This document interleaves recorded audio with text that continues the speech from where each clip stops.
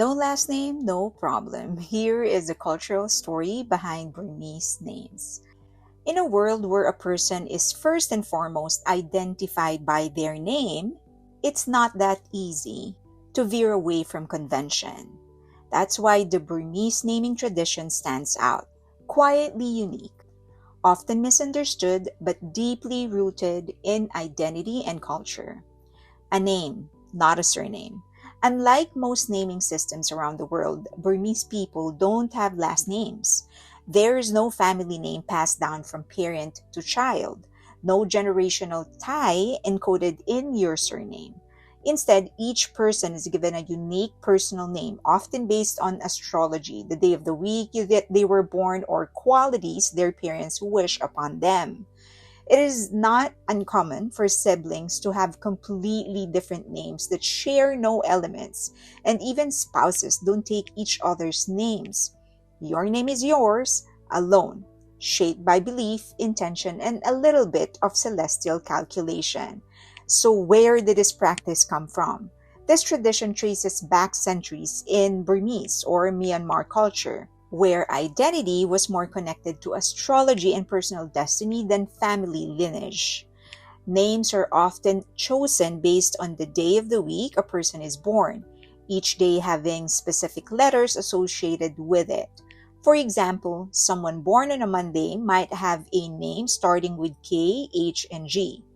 Astrologers or elders may also be consulted to find a name that offers a balance or fortune to the child's life path. The absence of a last name wasn't a bureaucratic oversight. It was never needed in a society where relationships, clans, and hierarchies were understood through other cultural frameworks. So, what happens when culture meets bureaucracy? This elegant tradition hits turbulence outside Myanmar. In a globalized world full of visa forms, job applications, and online registration systems, not having a last name can be confusing or even problematic. Travel documents often require travelers to awkwardly repeat their first name in both the first and last name fields or fill in placeholders like not applicable. Immigration officers sometimes assume a Burmese person's last syllable is their surname, causing records to be inconsistent across countries. Job application abroad may raise eyebrows or trigger background check errors due to missing last names.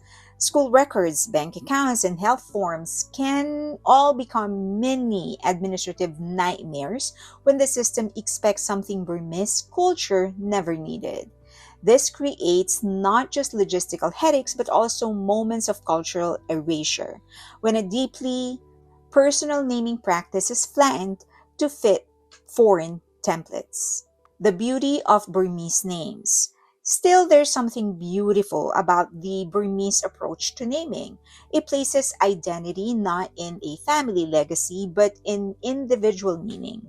It frees people from being defined by bloodlines or patriarchal traditions. It allows for flexibility and reinvention. Some people even change their names based on significant life events or astrological advice. In Myanmar, your name doesn't tie you to someone else. It reflects who you are and often who you are becoming. Between two worlds. There's something profoundly empowering about being entirely your own person, unattached to inherited legacies, free from the weight of a surname that isn't yours by choice. In cultures like Burma, where last names aren't passed down, you don't have to carry your father's name, your husband's name, or anyone's expectations. You get to start from you. For women, especially, this is radical freedom. You aren't defined by a marriage or a lineage. You define yourself. Your name becomes a declaration, not a continuation. And in a world that still so often tells women who they should be, having the power to decide who you are on your own terms is quietly revolutionary. As more Burmese people study, work, and live abroad, they find themselves straddling two systems. One that values individual identity through a rich cultural lens, and another that demands conformity to Western naming standards. Some adapt, adding hyphens, inventing surnames, or adopting part of their name as a family name for simplicity's sake. Others resist, choosing to educate those around them on the significance of their only name. In either case, the story of Burmese names is more than a quirk.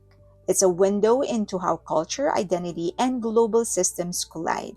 In a world that prizes uniqueness while demanding uniformity, maybe it's time we stop asking what's your last name and start asking what does your name mean to you?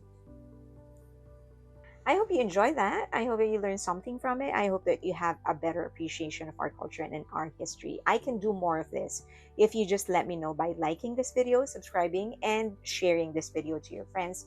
Also, leave a comment in the comment section. I also hope that you can follow me on Patreon and be a member of my community. I'm doing interviews now, so I'm interviewing experts, industry practitioners, and eventually I will be live streaming the interviews to my Patreon subscribers and they can ask questions directly. So if you become a member of that, then you will be able to watch the interviews unfiltered and ask your questions. Also, please follow me on X and also on Instagram. I'll see you there. Thank you.